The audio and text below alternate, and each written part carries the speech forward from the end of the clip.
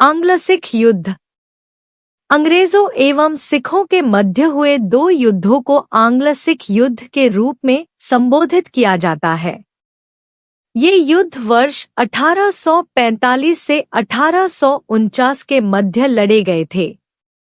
इन युद्धों के परिणामस्वरूप पंजाब में सिख साम्राज्य का अंत हुआ और संपूर्ण सिख क्षेत्र अंग्रेजी हुकूमत के अंतर्गत आ गया।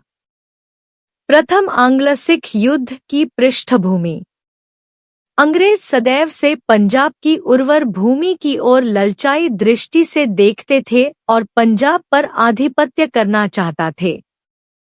इस तथ्य को भारत में रह रहे अंग्रेज अधिकारियों के ब्रिटेन भेजे गए पत्रों से भी समझ सकते हैं।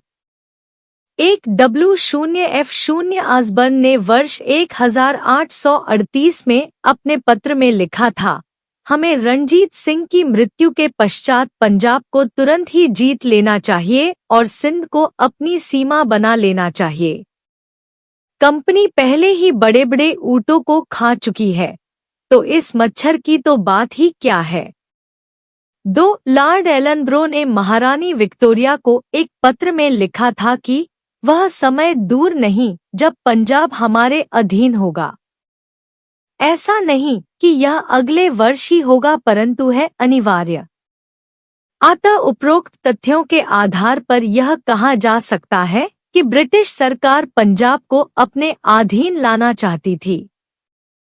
वर्ष 1843 में मेजर ब्रॉडफुट की लुधियाने में कंपनी के एजेंट के रूप में नियुक्ति हुई। उसने वहां जाते ही स्थिति को और अधिक बिगाड़ दिया। उसने घोषणा की कि सतलुज के पार सभी रियासतें कंपनी के न केवल संरक्षण में होंगी, अपितु महाराजा दिलीप सिंह की मृत्यु पर ये सब जब्त हो जाएंगी। वर्ष 1844 में लॉर्ड एलनबरो के उत्तराधिकारी के रूप में लॉर्ड हार्डिंग, जो एक प्रख्यात सैनिक था, गवर्नर जनरल बनकर आया। उसने तुरंत सेना को सुदृढ़ करने के लिए आवश्यक प्रयत्न किए। सिखों ने अंग्रेजों की इस तैयारी का केवल एक ही अर्थ निकाला कि वे आक्रमण और युद्ध करना चाहते हैं। आंग्ल सिख युद्ध के प्रारंभ होने में रानी जिंद कौर का भी सहयोग रहा, क्योंकि राजा रणजीत सिंह की मृत्यु उपरांत खालसा सेना की शक्ति काफी बढ़ गई थी और रानी जिंद कौर का उस पर अधिक नियंत्रण नहीं रह गया था।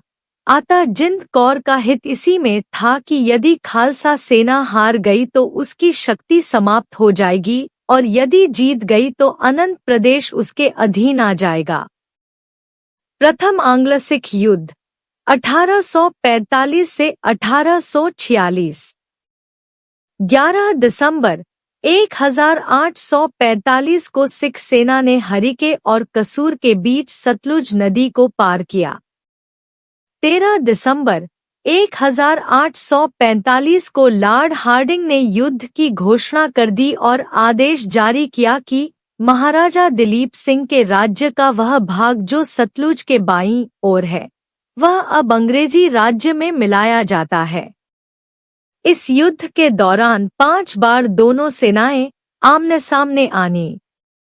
मुदकी का युद्ध, फिरोज शाह का युद्ध, बदोवाल का युद्ध, अलीवाल का युद्ध, सुभ्राव का युद्ध।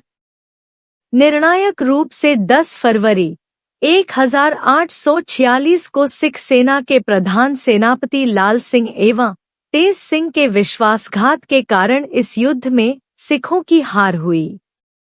युद्ध उपरांत लाहौर की संधि हुई।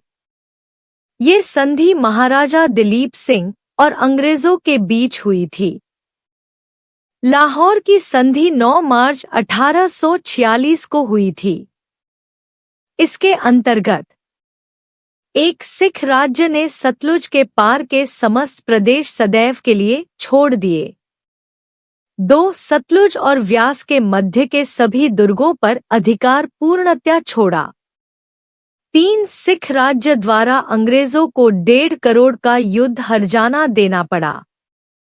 4 सिखों की सेना को सीमित कर दिया गया।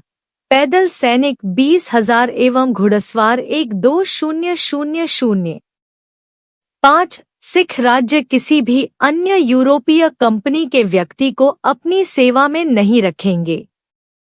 6. अवयस्क दिलीप सिंह को महाराजा स्वीकार कर लिया गया तथा रानी जिंद कौर को उनका संरक्षक बनाया गया।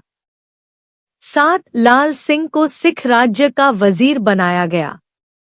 8. एक अंग्रेजी अधिकारी को रेजिडेंट बनाकर लाहौर में नियुक्त किया गया, जिसका पूरा खर्चा सिख राज्य को देना होगा।